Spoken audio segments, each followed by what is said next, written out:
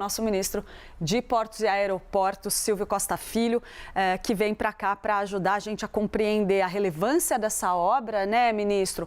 A importância não só regional, mas para o país inteiro. Bem-vindo, bom dia. Olha, Clarice, quero cumprimentar você, cumprimentar a Renan, cumprimentar a Isabel. Uma alegria de poder estar na CNN na manhã de hoje. Ministro, vou abrir a nossa conversa pedindo para o senhor ajudar a gente a explicar para a nossa audiência exatamente o quanto é importante essa obra. Primeiro, a gente está falando de uma obra que há anos e anos e anos é discutida, desde que eu me entendo por gente, desde que eu sou jornalista. Eu frequentei muito a Baixada Santista na minha adolescência, a gente ouve falar sobre esse assunto. Nunca saiu do papel. Agora a gente finalmente tem esse processo avançando. A gente gostaria de entender um pouco com a ajuda do senhor, para a população, como que vai funcionar, explicar um pouco melhor o formato do túnel, essa coisa túnel imerso, túnel submerso, e de que forma que isso vai impactar na vida das pessoas. Bem-vindo. Olha, primeiro agradecer a oportunidade, essa é uma obra sonhada há mais de 100 anos, fundamental para a população da Baixada Santista, uma região que engloba mais de 800 mil habitantes. E quando a gente fala túnel Santos-Guarujá, significa a gente poder ampliar a acessibilidade entre Santos e a cidade do Guarujá. Hoje, por exemplo, um cidadão paulista que saindo de Santos para o Guarujá, ele leva em média 45 minutos a 1 hora para fazer a travessia via rodovia. Hoje, com o túnel de Santos pronto, vai passar de 1 hora, 1 hora e meia, para apenas 3, 4 minutos. Então, essa é uma obra muito estratégica para o desenvolvimento do Porto de Santos e, sobretudo, ela é uma obra que vai levar mobilidade urbana, acessibilidade, ela vai fazer com que a gente possa encurtar essas distâncias e, mais do que isso vai gerar desenvolvimento para a região. Para você ter uma ideia, hoje são mais de 80 mil paulistas que têm que se deslocar diariamente de balsas, saindo de Guarujá para Santos e vice-versa, tendo que atravessar o rio. Na hora que você tiver o túnel pronto, você vai passar ou via bicicleta, você vai poder andar atravessando o túnel, né, andando, ou também através de um VLT. Então, isso vai ser fundamental para o desenvolvimento da região. O Porto de Santos é um dos portos mais estratégicos do mundo. O Porto de Santos hoje representa 30% da nossa corrente de exportação e importação do Brasil. É o maior porto da América Latina. Nós estamos fazendo, sob a liderança do presidente Lula, o maior investimento da história do porto. Para você ter uma ideia, nos 4 anos do governo anterior, foram investidos apenas 100 milhões de reais. Em 4 anos do nosso governo, nós vamos investir mais de 12 bilhões de reais em investimentos. Investimentos como o Túnel de Santos, como o canal de acesso, investimentos em obras de mobilidade urbana. Nós estamos fazendo um grande programa de desfavelização para que a gente possa tirar as palafitas da margem do rio e do mar, para que a gente possa efetivamente levar a dignidade às pessoas, e esse túnel ele será fundamental. E estou muito feliz, porque essa foi uma construção coletiva entre o presidente Lula, entre o governador Tarcísio de Freitas. Essa é a beleza da democracia, é isso que é importante para o Pacto Federativo, que independente, Clarissa, da posição política ou ideológica, o que nós temos que trabalhar é pelo Brasil. Então, o presidente Lula sentou com o governador, nós discutimos a obra, uma obra de quase 7 bilhões de reais, que será dividida metade do governo federal dos recursos, metade do governo estadual, e hoje nós estamos batendo o martelo lá na B3 para fazer esse maior leilão da história do setor portuário brasileiro. Ministro, eu não vou perder a oportunidade de falar sobre qualquer disputinha aí que não apareça por cima do pano a respeito do governo de São Paulo e do governo federal, mas antes eu vou passar a palavra para a nossa Isabel Mega, que está lá em Brasília. Oi, ministro, bom dia, que bom ter o senhor aqui com a gente. A gente quer entrar nas perguntas de política, mas quem está assistindo a gente e mora nessa região, mora no estado de São Paulo, frequenta essa região, a principal pergunta que essas pessoas se fazem, imagino que seja Quando o túnel estará pronto, ministro? Como que o senhor vislumbra isso? A gente tem uma celeuma de algumas obras no Brasil, e esse é um exemplo disso, do ponto de 100 anos de discussão. Mas agora, próximo da concretização, da gente ter o início dessas obras. E o término vai ser outra celeuma, ministro? Não, primeiro é importante registrar que a nossa expectativa é que hoje, uma empresa ganhando o leilão lá na B3, a gente espera que no mais tardar, na primeira quinzena de janeiro, a gente deva estar já começando a obra. A obra tem um período em torno de 5 a 6 anos, são investimentos de quase 7 bilhões de reais, é 1,5 km de travessia, dos quais 850 metros será o túnel, que é um túnel submerso, com 21 metros de profundidade, e a gente vai elevar a movimentação de transporte de caminhões, por exemplo, de 5 mil caminhões diariamente para quase 10 mil, ou seja, aumentando muito o volume e as operações logísticas do porto. Segundo, é uma obra que vai gerar mais de 5 mil empregos diretos. Então, isso vai ser muito importante para a gente poder também ativar a economia. E é isso que eu tenho conversado muito com o governador Tarcísio, com o presidente Lula, porque essa obra ela vai deixar avanços civilizatórios para a região. E não é apenas o túnel, é como eu falei, tem toda uma operação urbana, obras de mobilidade, retirada de palafitas, uma melhor governança na parte de tecnologia para a gente melhorar a navegação também do Porto de Santos, cada vez mais recebendo navios maiores, e navios maiores aumenta a nossa competitividade para a gente ampliar as nossas exportações e importações. Vou dar um dado, Isabel, a você. O Porto de Santos hoje é o maior porto da América Latina. Nós tivemos, Clarice, em 2024 um crescimento em 8% no porto. Nós tivemos agora o melhor primeiro semestre da história do setor portuário de Santos, um crescimento em mais de 8%, crescimento no setor de contêineres em mais de 10%. Isso tudo tem gerado oportunidades, emprego, renda e a movimentação do setor portuário brasileiro. Ministro, a gente sabe que essa obra não teria saído com essa magnitude de investimento sem uma cooperação entre o governo federal e o governo estadual. Isso é verdade. Ninguém contesta que esse trabalho é um trabalho que traz uma união importante. Mas aí eu não aguento, ministro, eu vou jogar uma pimentinha aqui. Eu conversava com uma pessoa muito próxima do governador Tarcísio de Freitas recentemente e essa pessoa apontou o seguinte, começou a sacar umas mensagens que tinha recebido. Não, olha isso aqui, olha o que eles fizeram. Tá vendo esses outdoors? Era um monte de fotos de outdoors divulgando o túnel Santos-Guarujá, feitos pelo governo federal, onde não tinha nenhuma menção, obviamente, de investimento do governo estadual. E aí a gente tem o termômetro da disputa política que corre por trás, que é um pouco natural, né, ministro? A gente sabe, são grupos políticos que estão em campos opostos, que têm posições opostas.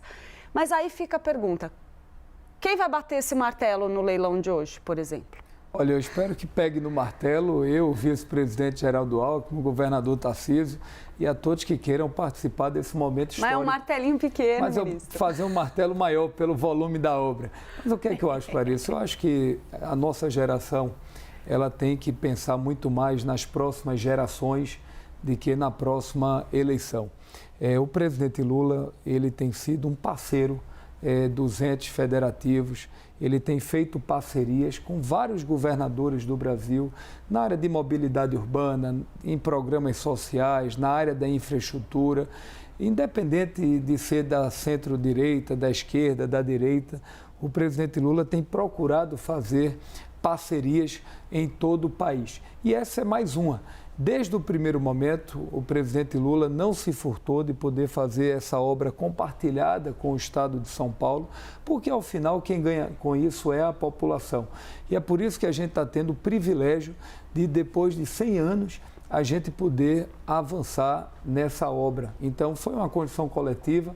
Naturalmente, as disputas, em algum momento, podem existir, mas eu acho que o mais importante é que será entregue hoje ao povo de São Paulo e ao povo brasileiro o túnel de Santos. E cada um terá o seu protagonismo, cumprirá o seu papel, cada um vai fazer as movimentações que tem que fazer, mas eu acho que o mais importante é a beleza da democracia, é a união de forças para fazer as entregas que o povo brasileiro precisa. Isabel Mega. Ministra, é interessante até localizar para a nossa audiência, né, o simbolismo do senhor no cargo, né, e com essa obra no meio. O senhor é ministro de Portos e Aeroportos do governo Lula, é do Republicanos, que é o partido do governador de São Paulo, Tarcísio de Freitas, e atuou muito como uma ponte entre uma coisa e outra. Nessa semana, e aí eu queria puxar um pouco o elemento Brasília, e Tarcísio esteve bastante aqui em Brasília dessa semana, a gente falou muito sobre essa articulação a respeito de anistia e uma atuação muito clara do governador de São Paulo em surfar nesta onda da anistia, em ser um articulador dessa anistia. Qual é o efeito político que o senhor vê desse engajamento de Tarcísio nesse tema da anistia? Olha, primeiro, eu sou dos Republicanos, mas desde que eu fui vereador do Recife, como deputado estadual, deputado federal, secretário de Estado, eu sempre estive ao lado do presidente Lula. E o presidente Marcos Pereira, que é o presidente do meu partido, é um democrata, ele sabe da nossa posição política de apoio ao presidente. E quero publicamente dizer que em 2026 eu estarei ao lado do presidente Lula por entender que é a melhor opção para o Brasil. Segundo, eu sou contra a anistia. Eu acho que é um sinal muito ruim que o Congresso Nacional ele poderá dar a setores da sociedade brasileira. O que eu acho que nós temos de discutir, até porque na minha avaliação há excessos, é a tipificação da pena. E é nesse sentido que eu espero que o Congresso Nacional ele possa avançar. Terceiro, eu tenho procurado trabalhar muito, fazer as entregas que o Brasil precisa, tentar ser uma ponte, né, com muitos partidos da centro-direita, da direita. Todos conhecem o nosso perfil, que é um perfil do diálogo, de construção, de construir convergências, até porque o Brasil nunca precisou tanto de convergências como a gente está precisando nesse momento. Eu acho que a hora agora é de tratar de obra, fazer as entregas e deixar 2026 para a hora certa, até porque a gente está vendo aí essas múltiplas candidaturas da centro-direita e da direita no Brasil. Eu acho que os nomes que estão colocados até agora, o governador Tarcísio, que eu tenho muito apreço, o governador Ratinho, o governador Zema, as possíveis candidaturas dele, na minha avaliação, será o arquivo do bolsonarismo no Brasil. As candidaturas que estão colocadas, na minha avaliação, será o arquivamento do bolsonarismo no país.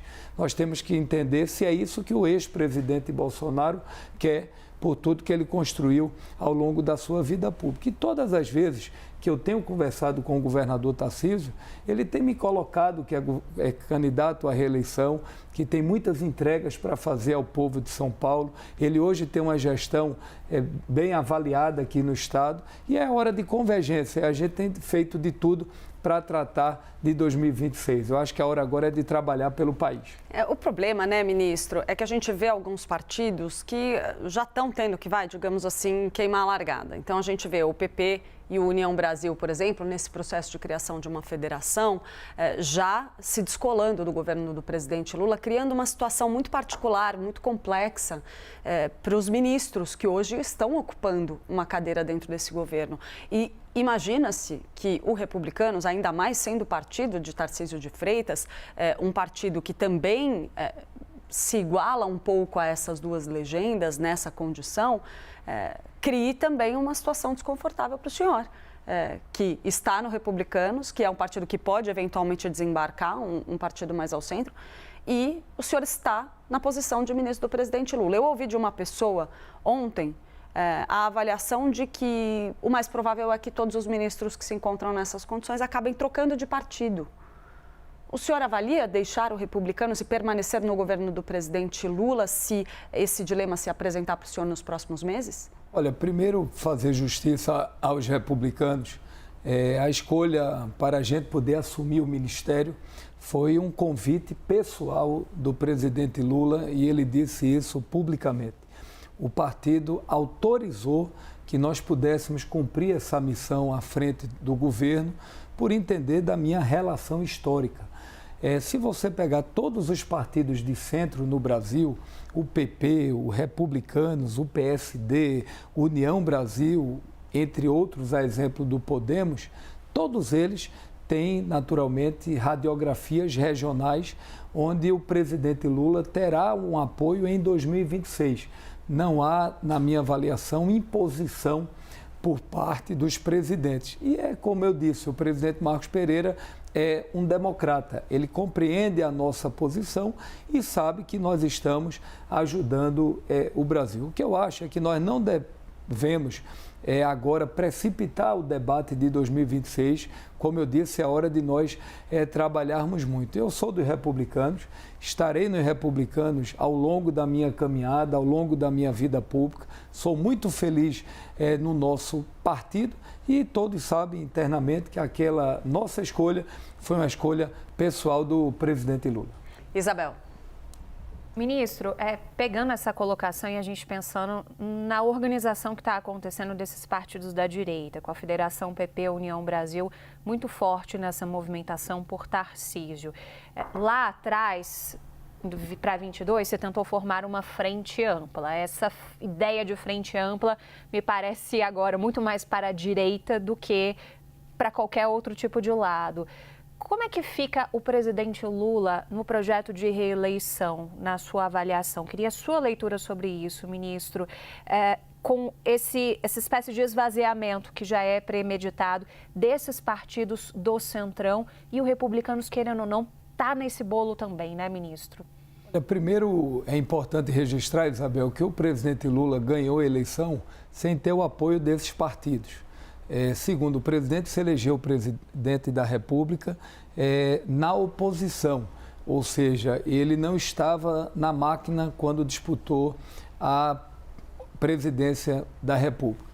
E nós observamos que nas eleições no ano de 2022 foi feito aí investimentos no Brasil de todo jeito, investimentos de quase 600 bilhões de reais, como a gente viu lá atrás, Bolsa Família saindo de R$280 para R$600, todos os investimentos que foram feitos de última hora e apesar de tudo isso, o presidente Lula ganhou a eleição.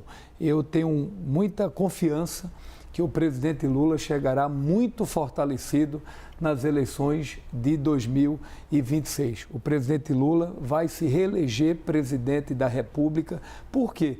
Porque nós chegaremos fortalecidos do ponto de vista econômico e do ponto de vista social.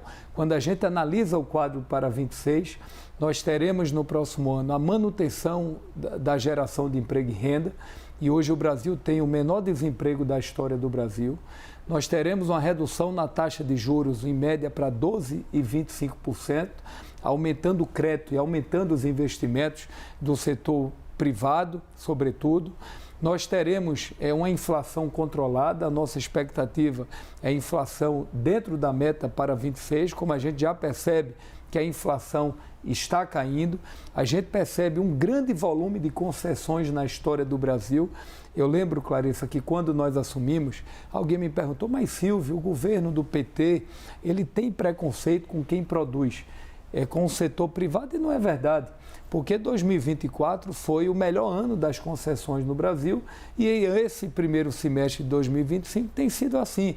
Investimentos, concessões em portos, aeroportos, rodovias, ferrovias, saneamento, petróleo e gás. Então, isso está fazendo com que o Brasil cresça, surpreendendo até o mercado financeiro. E a eleição para presidente da República, por mais que a gente esteja num momento de divisionismo no Brasil e no mundo, é também economia. Então, quando o Brasil for falar, quando começar o debate das eleições, vai haver uma avaliação. Minha vida melhorou, piorou?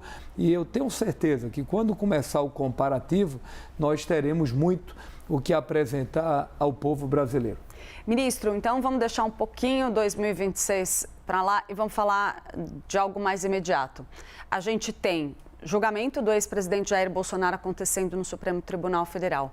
Uma pressão intensa que ganhou força no decorrer dos últimos dias a respeito do projeto da anistia lá no Congresso Nacional. E o senhor, mais uma vez, nessa saia justa aí de estar num governo do presidente Lula, ser integrante do governo do presidente Lula, batendo ali o martelo, dizendo, olha, sigo ao lado dele, num partido onde muita gente defende a anistia a 8 de janeiro.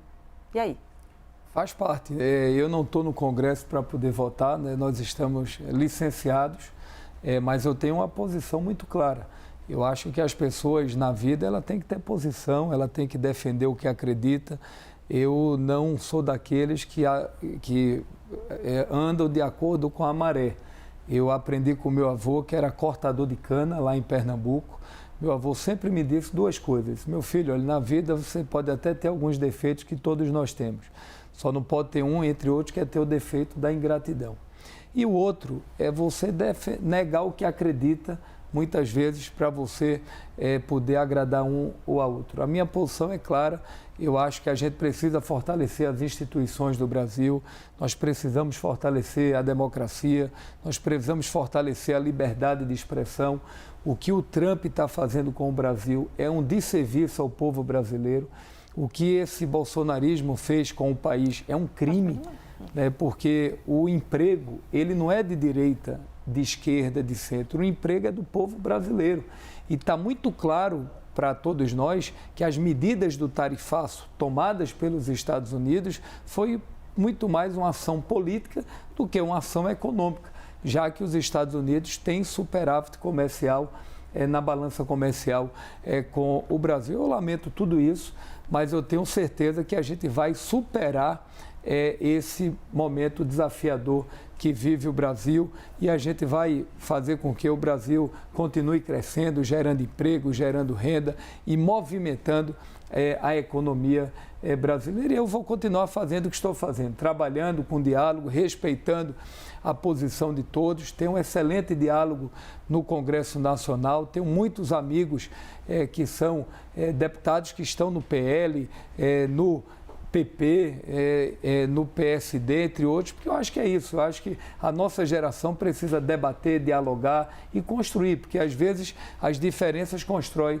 as convergências. O que não dá é para trabalhar contra o Brasil e a gente prejudicar, Clarissa, milhares de brasileiros que nesse momento podem perder seu emprego por conta de uma decisão que os Estados Unidos tomou contra o país. É aqui que eu quero criar os nossos filhos, os meus netos, e é por isso que a nossa responsabilidade com o Brasil é muito grande. Ministro, antes da gente encerrar, vou passar a última pergunta para a Isabel Mega. Última pergunta aqui, ministro. O senhor que conhece muito bem o Congresso Nacional, a Câmara dos Deputados, a gente vê um discurso de aliados do governo de que hoje há um risco real de aprovação dessa anistia na Câmara dos Deputados. O Senado depois é outra história, mas falando do momento do hoje da Câmara, como é que o senhor vê o presidente da Câmara, Hugo Motta, neste momento, ministro? Hugo Motta tende a dar abertura a uma anistia que contemple Jair Bolsonaro na sua avaliação? Olha, primeiro dizer que Hugo Motta é um grande quadro, é um quadro muito qualificado do ponto de vista técnico. Ele tem enfrentado grandes desafios, porque uma coisa é ser presidente da Câmara no início de uma legislatura, Isabel, como você sabe, e Clarissa também, que passou muito tempo em Brasília. Outra coisa é você presidir uma Câmara nas vésperas de uma eleição. E muitas vezes o debate não é um debate pedagógico, não é um debate sobre um conteúdo programático, porque nós temos belos temas econômicos para debater no Brasil. Nós temos a importância da reforma administrativa para melhorar a governança no nosso país, meritocracia, premiar os que efetivamente trabalham pelo país.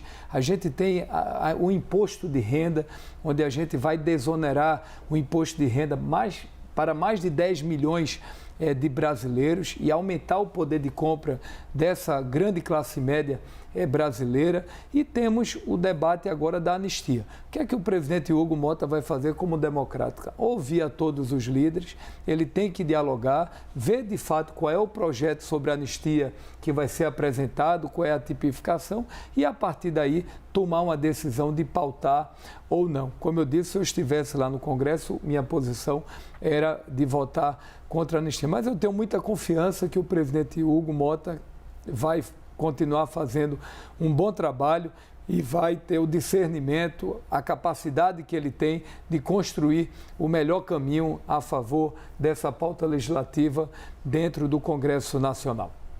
Nós conversamos com o ministro de Portos e Aeroportos, Silvio Costa Filho. Ministro, muito obrigada por tomar o seu tempo e vir aqui até os estúdios da CNN Brasil para participar do live com a gente. Obrigada também a Isabel. Foi um prazer receber o senhor aqui. Clarissa, parabéns a você. Obrigado a você, Isabel, Renan. Hoje é um dia histórico para o povo brasileiro.